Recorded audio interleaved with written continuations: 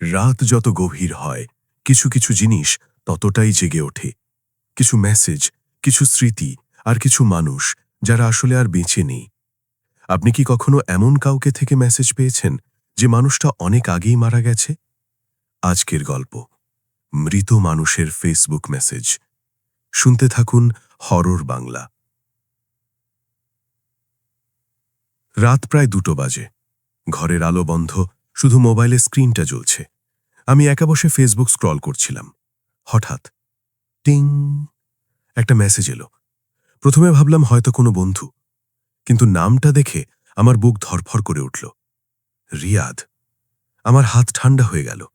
রিয়াদ, এই নামটা আমি অনেকদিন শুনিনি, কারণ সে প্রায় 6 মাস আগে মারা গেছে দুর্ঘটনায়, আমার চোখের সামনেই। আমি নিজেই তার জানাজায় ছিলাম। তাহলে এখন কে মেসেজ দিল? কাঁপা হাতে ইনবক্সটা খুললাম। মেসেজটা লেখা, তুই কেমন আছিস? আমার গলা শুকিয়ে গেল। আমি কিছুক্ষণ তাকিয়ে রইলাম। মনে হলো এটা কেউ ফাজলামি করছে। আমি রিপ্লাই দিলাম, কে? 2 সেকেন্ডও যায়নি, রিপ্লাই আসলো, আমি, রিয়াদ। আমার বুকের ভেতরটা যেন থেমে গেল। আমি ফোনটা বন্ধ করতে গিয়েও পারলাম না। আরেকটা মেসেজ, ভয় পাচ্ছিস? ঘরের বাতাস হঠাৎ ভারী হয়ে গেল। আমি চারপাশে তাকালাম, সবকিছু আগের মতোই, কিন্তু মনে হচ্ছিল কেউ যেন আমার দিকে তাকিয়ে আছে। আমি টাইপ করলাম, এইটা মজা না, কে তুই? একটু সময় নিল। তারপর মেসেজ, আমি মজা করছি না, আমি তোকে দেখতেছি। আমার হাত কাঁপতে লাগলো। আমি দ্রুত উঠে দরজা চেক করলাম, বন্ধ। জানালা বন্ধ। তাহলে সে কিভাবে দেখছে? মোবাইল আবার কাঁপল। পিছনে তাকাস না। আমার পুরো শরীর জমে গেল। আমি ধীরে ধীরে মাথা ঘোরাতে গিয়েও থেমে গেলাম।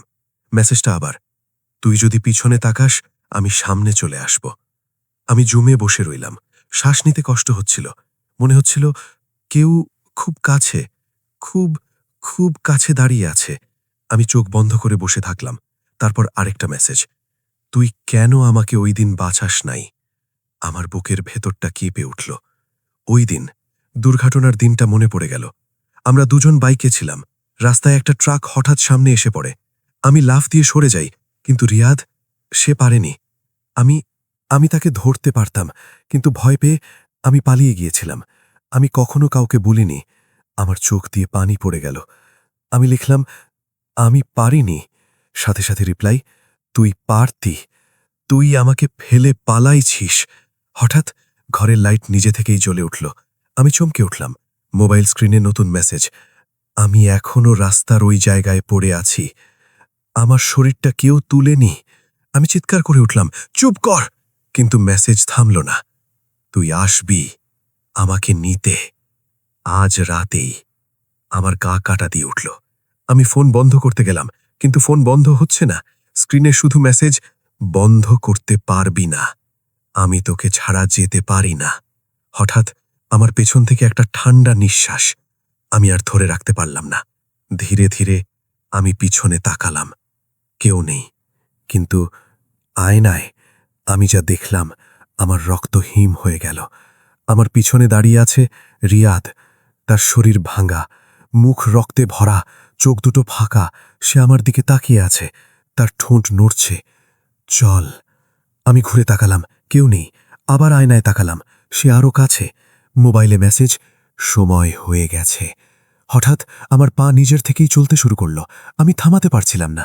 দরজা খুলে আমি বাইরে বেরোলাম। রাস্তা ফাঁকা, চারদিকে অন্ধকার।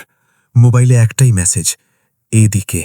আমি হাঁটতে হাঁটতে পৌঁছে গেলাম সেই জায়গায় যেখানে দুর্ঘটনাটা হয়েছিল। হঠাৎ রাস্তার মাঝখানে একটা ছায়া দেখা গেল। আমি কাছে যেতেই সে দাঁড়িয়ে আছে, রিয়াদ। এবার সত্যি। সে ধীরে বলল, এখন তুই থাকবি, আমি যাবো। আমি চিৎকার করতে গেলাম, কিন্তু গলা দিয়ে শব্দ বেরোল না। সে আমার হাত ধরল, তার হাত বরফের মতো ঠান্ডা। তারপর সব অন্ধকার। পরের দিন সকালে লোকজন রাস্তার পাশে একটা লাশ পেল। মুখ থেতলে গেছে, কেউ চিনতে পারছিল না। কিন্তু আমার মোবাইলটা পড়েছিল পাশে। স্ক্রিনে শেষ মেসেজ, ধন্যবাদ বন্ধু। মৃত মানুষ কখনো কখনো ফিরে আসে, প্রতিশোধ নিতে নয়, অসমাপ্ত কিছু শেষ করতে। আপনি যদি কখনো এমন কারোর কাছ থেকে মেসেজ পান যে আর বেঁচে নেই, তাহলে রিপ্লাই দেওয়ার আগে একবার ভেবে নিন, কারণ ও পাশে কে আছে আপনি জানেন না। আরও ভয়ঙ্কর গল্প শুনতে সাবস্ক্রাইব করুন হরর বাংলা।